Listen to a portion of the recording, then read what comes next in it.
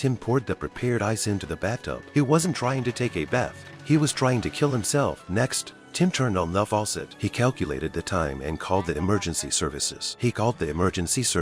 To make sure the doctors would find his body first. Tim lost his beloved wife in a car accident a few years ago and indirectly caused the deaths of 7 people. Heavy guilt plunged him into deep remorse. He decided to use his body to help 7 strangers. Tim slowly stepped into the bathtub. Ice water can ease the pain of the bite. Tim poured the prepared box jellyfish into the bathtub. A full-grown box jellyfish can poison 60 adults. The tentacles of the box jellyfish wrapped around Tim's arm. Tim tries not to make a sound as he struggles with the pain. He tugs on the shower curtain to distract himself. Soon Tim was no longer moving. Doctors rushed him to the emergency room. Tim was diagnosed brain dead, but his organs were intact. The lawyer arrived at the hospital as soon as possible. According to Tim's will, Tim's organs will be donated to designated people to save their lives. Tim picked Harrison, a blind salesman, from the list. He deliberately called to test Harrison's character. Tim wanted to make sure that the man he was trying to help was good enough. Although Tim verbally insulted Harrison on the phone, Harrison didn't take offense. After he hung up the phone, Tim regretted his behavior. He smashed the phone with a chair. Over the next few days, Tim secretly followed Harrison. Harrison would go to the mall after work to play the piano. Although he was blind, but his music was filled with hope and strength. Harrison would often eat at a restaurant. Every time he heard a waitress' voice,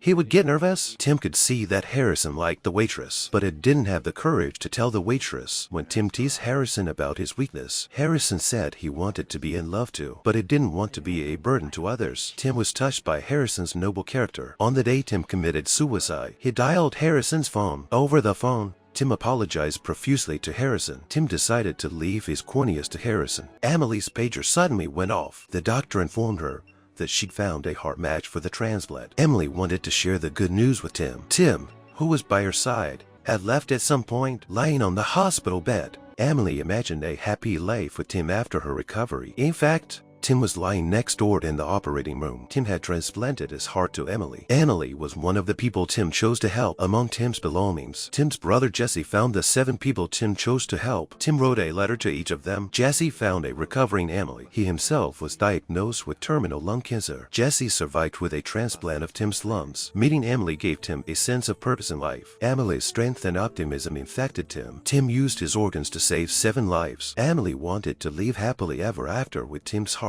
At a charity event, Emily met Harrison, whom Tim had helped. Tim left his corneas to Harrison. Harrison continues to spread hope through his music.